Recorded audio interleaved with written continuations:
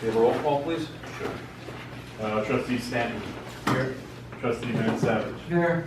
Trustee Holzer. Here. Trustee Donato. Here. Trustee Rizzo. Trustee Rizzo, 2 here. Trustee Jackson. Here. All right, before we get into the regular meeting, I have a couple of statements I'd like to make. As president of the New Jersey Spca and chair of the board meetings, I wanted to clarify the rules relative to the portion specifically and generally in terms of decorum. Our 2 meetings ago were undermined by a couple of people who cursed during the meeting and or began name-calling and harassing board members. That will not be tolerated. No member of the NJSPCA or the public shall interrupt or comment during the course of the board meeting. Board meetings are for the trustees to conduct business of the NJSPCA, and this is done exclusively between board members and their advisors. The chair is empowered to relax that rule if it is deemed by the chair to be necessary to conduct board business. A member of the NJSPCA or general public will be afforded a 3-minute opportunity to discuss any issue, providing that discussion is accomplished with respect. Anyone behaving in a manner which, in the sole discretion of the chair, is inappropriate shall be ruled out of order, and their opportunity to address the board at that meeting shall be terminated.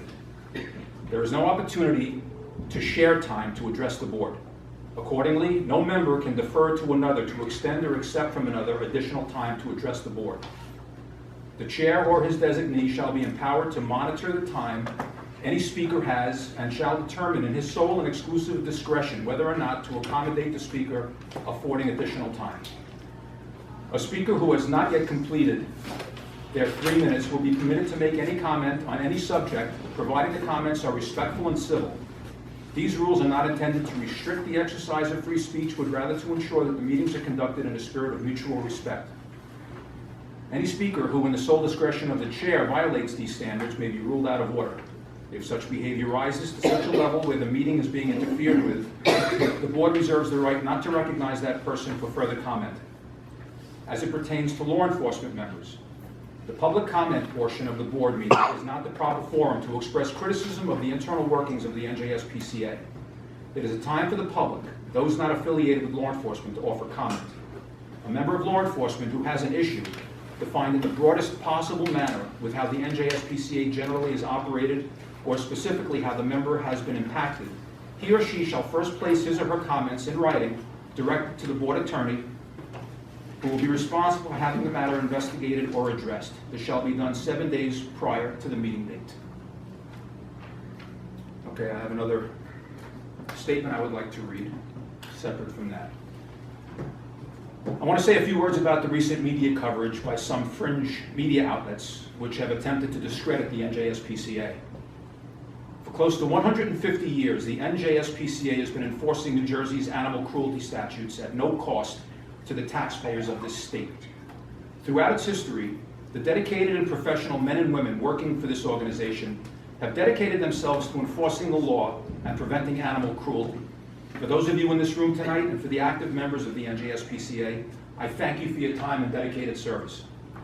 As many of you know, the NJSPCA is a very unique organization, a public agency created by the New Jersey legislature with law enforcement powers that receives no financial support from the state of New Jersey. Since 1868, this organization has not received $1 in state funding. Despite the lack of funding, we have managed to continue to do our job and respond to approximately 5,000 calls each year, and will continue to do so. I want to be very clear here, because there seems to be a number of misconceptions out there about what we are and what we are not. The NJSPCA is an animal welfare agency. The NJSPCA is not an animal control agency. The NJSPCA is not the ASPCA. The NJSPCA is not the Animal Shelter Police. And the NJSPCA does not own or operate an animal shelter. We have one mission and one mission only: enforce New Jersey's animal cruelty statutes. That's why we're here and that's why we exist. As it relates to our 501c3 status, yes, mistakes were made, and we are in the process of correcting those mistakes and getting our tax-exempt status reinstated. The fact is, we hired professionals to file our taxes, as we did for years without incident, and those professionals failed us. We are doing everything we can to make this right, and we will. Much has been made about legal fees. I ask the so-called journalists that are so fixated on the NJSPCA, with no state funding and without the assignment of a Deputy Attorney General to the NJSPCA to handle legal matters, how would you propose defending the NJSPCA against legal actions? I'm open to your suggestions. The fact is we have a partner in Harry Levin that accepts what we can pay when we can pay it. At the same time, he has never stopped working or refused to do work, despite carrying a balance. More importantly, 95% of the work Harry Levin is handling for the NJSPCA, the NJSPCA is the defendant, not the plaintiff. And the vast majority of those cases were brought against the NJSPCA by county SPCAs as a direct result of this board executing the provisions spelled out in the NJSPCA Act of 2006. Much has also been made about transactions with related parties for promotional items from our Community Service Division, bookkeeping services, and auto repair. The ironic part about all this is these transactions were disclosed and the rules were followed. However, buried deep in each story was the admission that these transactions are permissible under IRS rules. Again, with zero state funding, if anyone has ideas about how we can maintain an aging fleet of 20-plus vehicles for about $40,000 over 4 years, I'm all ears. If someone has a way to transform $20,000 in SPCA t-shirts into $100,000 in revenue to fund our core operations, I'm happy to listen. Recent Bush League media reports have attempted to portray this organization as out of control. This organization is not out of control. We hit a bump in the road with our 501c3 status, and we are addressing it. The reality is these media outlets smell blood in the water and are more interested in playing gotcha and kicking us while we're down than the good work the men and women of this organization have been doing for close to 150 years. This agency and this board has nothing to hide and will cooperate fully with any government agency seeking information. We remain focused on carrying out our core mission, as we have done for the last 148 years. We will rise above the noise and will not manage this agency concerned about what the media decides to write about or what people post on social media. I thank the men and women of the New Jersey SPCA for their service, hard work, and continued support. You are what makes this organization work. Okay. Moving on. Prior meetings minutes. I'll make a motion to accept April's meeting minutes. I'll second. Any discussion? Seeing there's no discussion, all in favor of passage of the minutes, say aye. Aye. All opposed? Minutes pass. Treasurer's report, he didn't fully give you anything for tonight. No, just the bills. Okay, I had sent out the bills to the board earlier. I might as well talk about it now. Phil Amato, who was voted in as treasurer last month, he just found out his wife is pregnant again, and he just feels it's not a good time for him to take on the added responsibility of being treasurer. So he's decided not to accept the position, and he's going to stay on the board and stay on the finance committee, but he will not be handling treasurer's duties. We've talked to Joe Bierman, who is going to be handling the added duties of treasurer, although he's not the treasurer. He can't be, he's got to be an appointed board position. So he'll be handling those the added responsibility for now, until we can find a permanent replacement. So we do not have a treasurer's report then for this month. There was one thing I wanted to note on that. Yes. It was the radio rental for the state police. They called, and we didn't see that message. And the balance was not as high as we thought. So I was asking to make an adjustment after the conversation with them. And I think we're now paid through the rest of this term, which goes to November. Okay. That was taken care of. It was 2,000, now it's only 500. Okay. We did get a letter from the IRS. Is this the date the letter came in? That's the receipt date On their end? on their end, and this is the actual letter with a different date. That's March. the date that they sent it out. This is the date that they received it. This is the receipt date Okay. of the application. February 10th, 2017, they received our IRS 501c3 reinstatement application, and basically it says if there are no issues, we should be hearing from them within 90 days from receipt. So it's coming up. Hopefully at the next meeting we'll have some news to report. Okay, moving on to the committee reports. Law enforcement, well, let's do the law enforcement report first. Okay, sounds good. All right, we are now in summer uniform changeover, which is always a welcome thing. The last 30 days, no shortage of cases coming in, 310. 198 of those are still active, 113 have been closed out, probably a little bit more by now. And we issued 8 summonses. I expect there will be more because we still have a number open. Our Hilo Academy Phase 1, which is being run at the Ocean Academy, is well underway. What are we in, week 3 now? Yes, 3 or 4. Week 3. What do we have, 15? 17. 17 members from our department, Burlington SPCA, Monmouth SPCA, and Atlantic SPCA. So we continue to train in one of our expertise areas.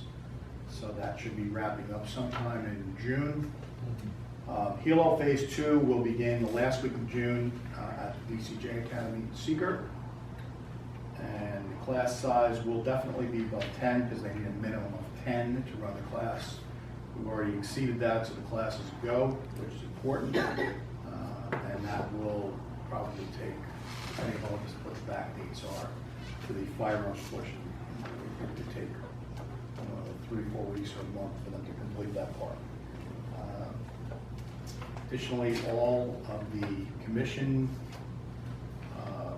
forms are up to date. I went through that. I did my semi-annual review to make sure everybody that is supposed to be commissioned is active. And active includes those folks whose applications have been submitted but not yet worked on. Because according to Title IV, once they're submitted, commissioning continues. That's it. Do we have anybody from the law committee here tonight? Nobody from law. Okay. Let's move on to the membership committee. No new members as of this evening. Only members. Finance committee. Moving right along here. Well, I'm sort of still involved in it, but financial position is static. It's good. Bills are up to date. This is a note, I guess, for point of order. Until a treasurer is actually selected, you have to be responsible as the person who approves all payments. I continue to assist in whatever way I can. I will continue to work with the IRS. And just to stay on top of the accounting, I called the accountant's office, the new accountant's office, newly hired accountant's office today, left an early message. They did not return my call. I'll follow up with them tomorrow to make sure that we stay in compliance, because we are in compliance and we want to keep it that way. So I will keep working with you on that until you can select someone who can handle the job. But again, I don't have the treasurer responsibility, just finance committee. Okay. Community service report. So Ed texted me a few minutes ago. He could not make it tonight. But he didn't really have anything to report as well. Just that he and Susan are working on the pet, what's the name of the June event? The Pet-tacular. And any news on the motorcycle run? To be late fall, and that second one in the spring. They had cutbacks, and so they're not doing as many events this year. Okay, we need enough lead time to advertise and you know, build a following, because there's so much time in between events, people don't remember. Yeah, they cut out. September, October. Yeah, I mean, they cut, if they held 10 events in a year, they cut 5 of them. So, I'm trying to find a date. Well, they're not the only dealership either. So it may behoove us to reach out to another dealership to, Right. because it's, you know, it's a fun fundraiser. Okay. On community service, the events are being posted. We're not getting any help. We had to let an event go by the wayside down in Palmyra over the weekend because nobody signed up for it. All right, with the amount of people that we have, we should be stepping over one another at these events. Okay? Ed told me the other day that he was going to talk to the chief and he was going to talk to the president about just assigning people. And if you don't show up, we're going to have to figure some way of some type of punishment for not showing up, or a sanction rather. I'm working on the schedule for a sign. Okay. It's good, they're gonna be assigned to this Um, point for lack of participation. Yeah, it's just terrible. It's worse than terrible, it's horrible. To have all of these events and nobody show up. It's the summertime. We should be out there banging them out left and right. We used to do 2 or 3 events in a day.